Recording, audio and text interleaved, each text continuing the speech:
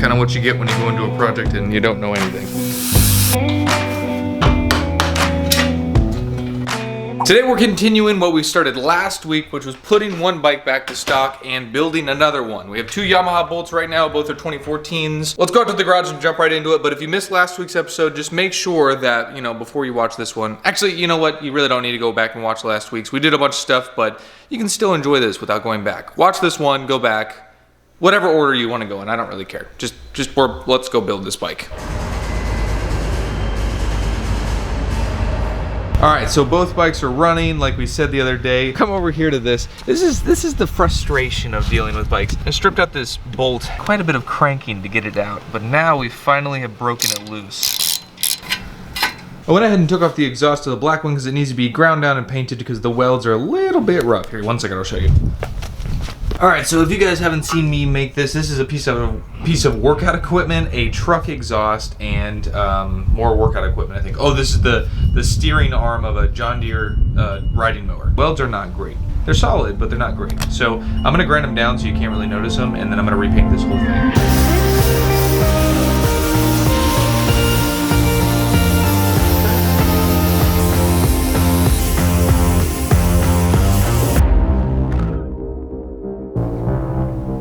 I think with a little bit of paint, this is gonna look really nice.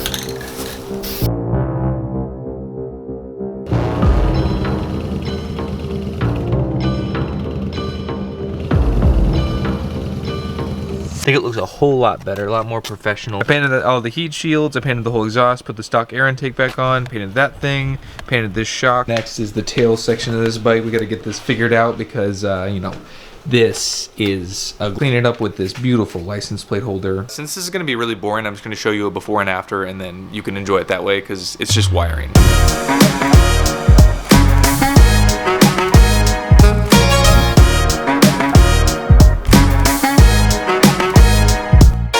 Well, would you look at that? Got them all swapped over. This is looking really clean, dude. I still need to figure out some wiring issues. This is just all lightly fitted up, and I gotta put the turn signals on this one, but this one is fully functioning, I hope, actually. Probably checked that after yesterday. There we go. After looking at the bike, seeing that I'd have to take off the headlight, I'd have to redo all the wiring, handlebars, the risers, forks, because I rebuilt these forks. So really the only thing off the front end that would stay on this bike would be the front fender. On this front end, I don't want any of this except for the front fender. Pull the trees off, drop the forks out, you know, pull the wheel off and everything, and then literally swap the whole front end of that bike onto this bike and vice versa. All right, so I'm just gonna go ahead and start taking off all the cables, clutch, all that stuff off of both of them. And then I'll bring you guys back when I'm doing important stuff like dropping out the forks and all that stuff, because this wiring crap and cable crap is just boring. I'm saving you time, all right? Yeah, this is for you. Cool, so I've got pretty much the majority of everything off. So now I'm just gonna start filming because I've got all the boring stuff out of the way, or at least I hope the majority of the boring stuff out of the way. I'm gonna pop off the handlebars. I'm just gonna get to work. You watch, I'll do this. We'll get along well.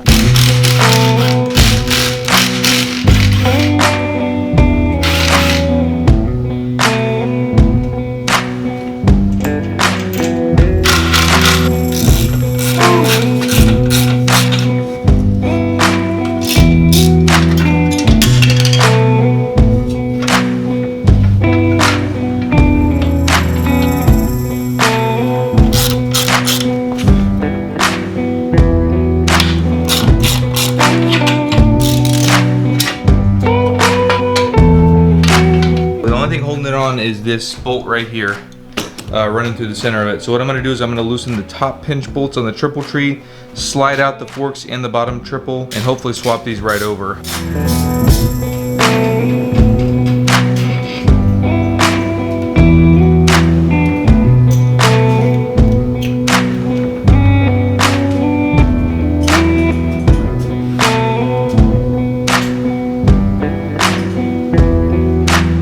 Front end is off the bike. This is pretty nasty up here. Now I understand exactly why they recommend that you replace these, and I have actually recommended this. Literally unsealed. Definitely a little bit more in depth than what I expected, but kind of what you get when you go into a project and you don't know anything. All right, let's get this other front end off.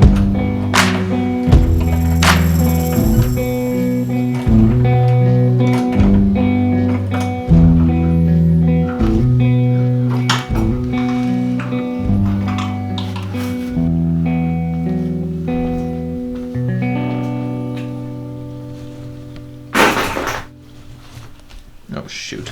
You know, it just came to my attention that I might as well just show you how to do this and tell you kind of the sizes and stuff like that, so that if you needed to replace these, if you needed to replace these bearings up top, you could do it. It goes nut, washer, then the triple trees, then this washer that slides down into these grooves. This sits on top of this rubber washer, which sits on top of this, which clamps down right onto this dust shield. And then you got the bearings underneath that and like a spacer inside of there, and it all goes up in there. So if you did want to change out the bearings, that's the order in which you have to like make sure all this stuff stays in. Let me just slide that out. But it's really easy. You really don't need a ton of tools. I will say this, it's a little bit intimidating because actually, you know what? It's not easy. I was about to say it's easy, but it really is not. To be entirely honest, it's kind of an in-depth process. Maybe it's because I had to pull the front end completely off, but I feel like no matter what with this, you'd have to pull the front end entirely off just to get to the bearings. So it's probably kind of in-depth. It's gonna be a long ordeal. You're gonna have to do a lot of stuff, and you might look like this, depending on how dirty your bike is.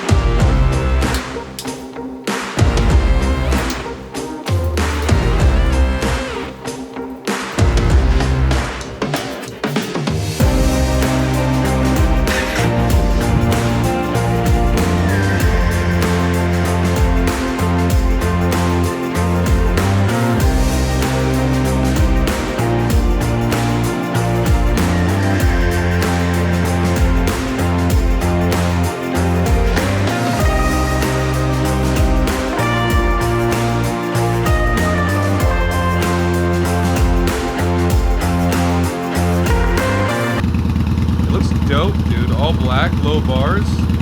Anyway, I'm gonna ride it around. Everything is working amazing. All right, but I think that's gonna do it for this week. I will see you guys next week. We're gonna finish up the build and possibly sell the bike on that episode. I'm pretty sure I already have a buyer lined up. If you haven't already, click the link below to check out our merch. We just put it out. I'm really excited about it. We've got everything from like mugs to t-shirts. Actually, I'm pretty sure we only have mugs and t-shirts. We do only have mugs and t-shirts. Just go check out the link in the description. I'll see you guys next week. Bye.